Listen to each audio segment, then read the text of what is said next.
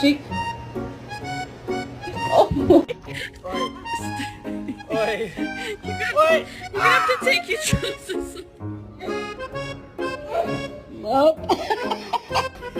Take that, Dad.